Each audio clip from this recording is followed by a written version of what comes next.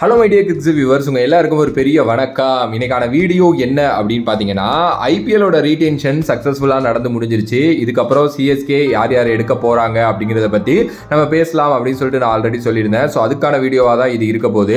இதில் ஃபஸ்ட்டு பார்க்க போகிற பிளேயர் வந்து ஆண்ட்ரே ரசல். நிறையா பேர் வந்து கேகேஆர் வந்து ஆண்ட்ரே ரசலை ரிலீஸ் பண்ணதுக்கப்புறம் ஒரு மிகப்பெரிய வாய்ப்பு சிஎஸ்கே ஆண்ட்ரே ரசல் எடுக்கிறதுக்கு இருக்குது அப்படிங்கிற மாதிரி சொல்லிட்டுருக்காங்க. ஃபஸ்ட்டு ஆண்ட்ரே ரசலுக்கும் கேகேஆருக்கும் இருந்த சொந்த பந்தம் அப்படிங்கிறது வந்து சாதாரண விஷயம் இல்லை. ஏன்னா பல டீம்ஸ் வந்து பார்த்தீங்க அப்படின்னா பல கோடி ரூபாய் கொடுக்குறோம் அப்படின்னு சொல்லிட்டு முன்னாடியே வந்து அப்ரோச் பண்ணி பார்த்துருந்தாங்க. பட் அந்த டைமில் ஆண்ட்ரே ரசல் இல்லை நான் விளையாண்டா கேகேஆருக்கு மட்டும்தான், இல்லைன்னா நான் ரிட்டையர்மெண்ட் அறிவிச்சிட்டு போய்கிட்டே இருப்பேன் அப்படிங்கிற மாதிரிலாம் சொல்லிட்டு இருந்தாரு. அந்த அளவுக்கு கேகேஆர் விஸ் ஆண்ட்ரே ரசல் ஒரு காதல் கதை இருந்தது. ஓகே, ஈவன் தோ அவர் ஐபிஎல் மட்டும் இல்லை, மற்ற ஊரில் நடக்கிற எல்லா பிரான்ச்சைஸ் கிரிக்கெட்லையுமே கேகேஆருக்காக மட்டும்தான் விளையாடுவார். அப்படிப்பட்ட ஆண்ட்ரே ரசலை எதுக்கு ரிலீஸ் பண்ணாங்க கேகேஆர் அப்படிங்கிற கேள்வி தான் இங்கே பயங்கரமாக இருந்துச்சு. ஈவன் தோ மெகா ஆக்ஷன் டைம்ல கூட அவரை ரிலீஸ் பண்ணுவாங்கன்னு யோசிச்சப்போ அவரை வந்து பேக் பண்ணி அவரை ரீடைன் பண்ணி சர்ப்ரைஸ் பண்ண கேகேஆர் ஒரு மினி ஆக்ஷனுக்கு அவரை ரிலீஸ் பண்ணியிருக்காங்க அப்படின்னா சாதாரண விஷயம் இல்லை.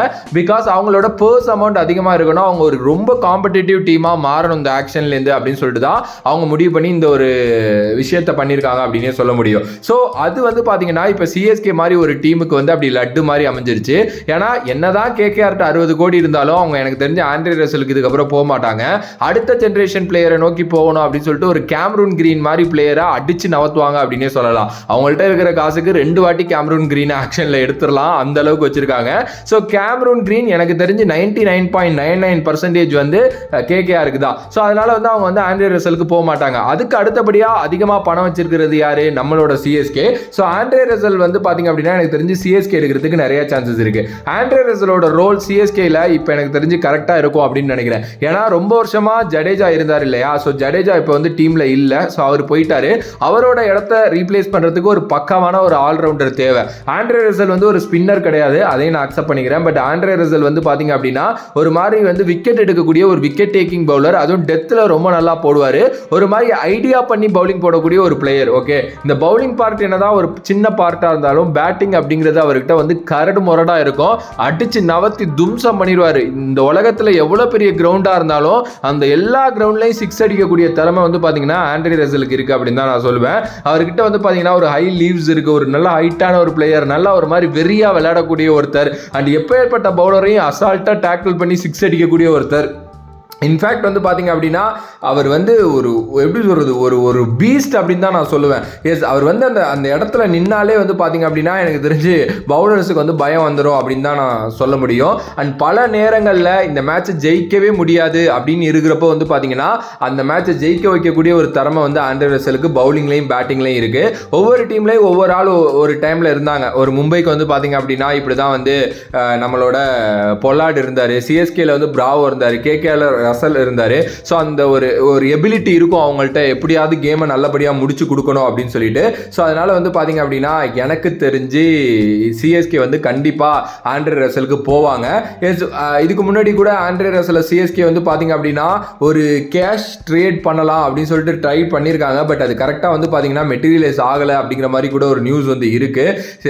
சூப்பர் கிங்ஸுக்கு கண்டிப்பாக ஆண்ட்ரே ரசல் தேவை அப்படிங்கிற மாதிரி தான் எனக்கு தெரிஞ்சிருக்கு. ஸோ இந்த மினி ஆக்ஷன் ஒரு சூப்பரான ஒரு மேட்ரு. அவர் வந்து பாத்தீங்க அப்படின்னா அலேக்கா தூக்குறதுக்கு அப்படின்னு சொல்லலாம். எனக்கு தெரிஞ்சு சாலிடா வந்து 13 கோடிக்கு மேல போகக்கூடிய ஒருத்தர் தான், அதுல மாற்று கருத்து இல்ல. சிஎஸ்கேயோட மிடில் ஆர்டர் வந்து பாத்தீங்கன்னா ரொம்ப ஸ்ட்ராங்கா இருக்கிற மாதிரி இருக்கு. இன்னும் லோவர் மிடில் ஆர்டரை ஸ்ட்ராங் பண்ணணும் அப்படின்னா ஒரு தோனிக்கு அப்புறம் ஒருத்தர் வர்றவர், தோனி தான்ப்பா கடைசின்னு இல்லாம தோனிக்கு அப்புறம் ஒருத்தர் வருவாரு, அவர் கேமை முடிப்பாருன்னு ஒரு ஆள் இருந்தாங்க அப்படின்னா எனக்கு தெரிஞ்சு அது வந்து கரெக்டா இருக்கும் ஆண்ட்ரே ரசலுக்கு அப்படின்னு தான் நான் சொல்லுவேன். ஒரு நல்ல ஸ்கில் செட் பிளேயர், ஆப்வியஸ்லி வந்து நிறைய ஐபிஎல் எக்ஸ்பீரியன்ஸ் இருக்குது, அவரால் எப்பேற்பட்ட கேமையும் முடிக்க முடியும்னு நான் சொல்லியிருக்கேன். லைக் இந்தியாவில் வந்து ரொம்ப பிரபலமாக விளையாண்ட ஒருத்தர், அண்ட் அவர் வந்து ஒரு பயங்கரமான வெறியில் இருப்பார் இப்போ அப்படின்னு தான் எனக்கு தோணுது. ஏன்னா கேகேஆர் அவரை ரிலீஸ் பண்ணதுக்கு பார்க்கலாம். சிஎஸ்கேக்கு ஒரு சூப்பரான ஒரு பிளேயராக எனக்கு தெரிஞ்சு வந்து பார்த்தீங்கன்னா ஆண்ட்ரே ரசல் இருக்கிறதுக்கு நிறைய சான்சஸ் இருக்குது. அண்ட் ஆண்ட்ரே ரசல்கிட்ட இன்னும் ஒரு ஸ்பெஷலான எபிலிட்டி என்ன அப்படின்னா அவரால் கொஞ்சம் வந்து இந்த லீடர்ஷிப் குவாலிட்டிலையும் வந்து இதுலேயும் வந்து பார்த்தீங்க அப்படின்னா அவரால் கான்ட்ரிபியூட் பண்ண முடியும். பிகாஸ் பிகாஸ் ஆஃப் அவரோட எக்ஸ்பீரியன்ஸ் அண்ட் அவர் வெஸ்ட் இண்டீஸை லீட் பண்ணியிருக்காரு முன்னாடி அண்ட் வெஸ்ட் இண்டீஸ்க்காக நிறைய விளையாண்டுருக்காரு. ஆப்வியஸ்லி இந்தியா பிச்சர்ஸ் எப்படி பிஹேவ் பண்ணுங்கிறது அவருக்கு ரொம்ப நல்லா தெரியும். அண்ட் கேகேஆரையும் வந்து பார்த்தீங்க அப்படின்னா சம்டைம்ஸ் அவர் லீட் பண்ணியிருக்கிறாரு சில பேரோட அப்சன்ஸ் இருக்கிறப்போ. ஸோ ஆப்வியஸ்லி ஒரு லீடர்ஷிப் குவாலிட்டியில் இருக்கக்கூடிய ஒரு எக்ஸ்பீரியன்ஸ் கேம்பெயினர், அதனால அதையுமே கண்டிப்பாக சிஎஸ்கே வந்து நல்லா யூஸ் பண்ணிப்பாங்க அப்படின்னு தான் வந்து நான் நினைக்கிறேன். ஸோ ஒரு ஆக்ஷன் வார் வந்து அவருக்கு காத்து இருக்கு. மேபி கேகேஆருமே திருப்பி வந்து ஒரு பிட்டு போட்டு பார்க்கலாம், கொஞ்சம் தூரம் போய் பார்ப்போம். ஏன்னா ஒரு லாயலிட்டின்னு ஒன்று இருக்குது, ரொம்ப வருஷமாக அங்கே இருந்திருக்காரு அப்படிங்கிறதுனால ஒரு சம் அமௌண்ட் வரைக்கும் போய் பார்க்கலாம் அப்படின்னு யோசிப்பாங்க. எனக்கு தெரிஞ்சு இந்த கேகேஆர் அதுக்கப்புறம் வந்து பார்த்தீங்க அப்படின்னா நம்மளோட சிஎஸ்கேக்கு தான் பெரிய போட்டி ஆண்ட்ரே ரசலுக்கு இடையில நிலவும். மேபி ஒரு எப்படி சொல்றது, ஒரு ஆர்சிபி மாதிரி டீம் இடையில பிட் பண்ணுறதுக்கு சான்சஸ் இருக்கு. அண்ட் மொராலல்ஸ் அவங்க சிஎஸ்கே என்ன யோசிக்கிறாங்கிறது பொறுத்து தான் இருக்கு. எங்களுக்கு லோவர் ஆர்டர் ரொம்ப நல்லா இருக்கணும் அப்படின்ட்டு யோசிச்சாங்க அப்படின்னா எனக்கு தெரிஞ்சு ரசலுக்கு போகிறதுக்கு நல்லது. இல்லை நாங்கள் இன்னும் கொஞ்சம் மிடில் ஆர்டரை ஸ்ட்ரென்த் பண்ணிட்டு நாங்கள் சிவம் டூபையும் எம்எஸ் தோனியையும் கொஞ்சம் பின்னாடி ஆட வைக்கிறோம் அப்படின்னு யோசிச்சாங்கன்னா அதுக்கு அடுத்து இன்னும் 2 பிளேயர்ஸ் இருக்காங்க, லியாம் லிவிங்ஸ்டன், மேக்ஸ்வெல் மாதிரி. அதை பற்றி நம்ம இன்னொரு வீடியோவில் வந்து பார்த்தீங்க அப்படின்னா பேசுவோம். அதே நேரத்தில் இப்போ நிறைய பேர் தம்ப்நெயில் பார்த்து வந்து அஃபண்ட் ஆகாதீங்க. ஜஸ்ட் கருப்பம் வரான் அப்படிங்கிறது வந்து நான் பாடி ஷேமிங்கோ இல்லை கலர் ஷேமிங்லாம் வந்து நான் பண்ணலை. அது ஜஸ்ட் ஒரு எப்படி சொல்ற ஹுக்கு தான். ஓகே, அது நல்லா இருக்குல்ல, அது அவ்வளோதானே தவிர அதில் வேறு எதுவும் இல்லை. லைக் எனக்கு அவரை ரொம்ப பிடிக்கும். ஆப்வியஸ்லி வந்து உங்களுக்கும் பிடிக்கும் அப்படின்னு நான் நினைக்கிறேன்.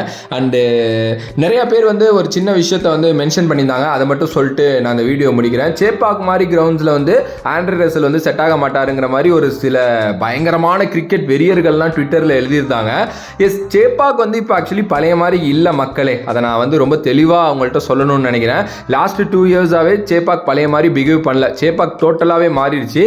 இடையில ஒரு ரெனோவேஷன் நடந்துச்சு இல்லையா, அதுக்கப்புறம் சேப்பாக் பிச்சு பிஹேவ் பண்ணுறதே வேற மாதிரி இருக்குது. அண்ட் இப்போ ஒரு ரெனோவேஷன் நடத்திருக்காங்க பிச்சில், அது எப்படி பிஹேவ் பண்ண போகுது அப்படிங்கிறது வந்து எனக்கு தெரியல. ஐபிஎல் வந்தால் தான் தெரியும், இல்லை இடையில ஏதாவது கிரிக்கெட் அங்கே ஆடினா தான் நம்மளால் அதை கண்டுபிடிக்க முடியும். ஸோ சேப்பாக்கு அவர் செட் ஆக மாட்டார், சேப்பாக்கு இவர் செட் ஆக மாட்டாருங்கிற கதையெல்லாம் போதும், அதெல்லாம் முடிஞ்சிருச்சு. இனிமேல் அதெல்லாம் கிடையவே கிடையாது. ஏன்னா புதிய சேப்பாக்கு இருக்குது. ஸோ புதிய பிளேயர்ஸ் கண்டிப்பாக சைன் பண்ணுவாங்க அப்படின்னு நினைக்கிறேன்.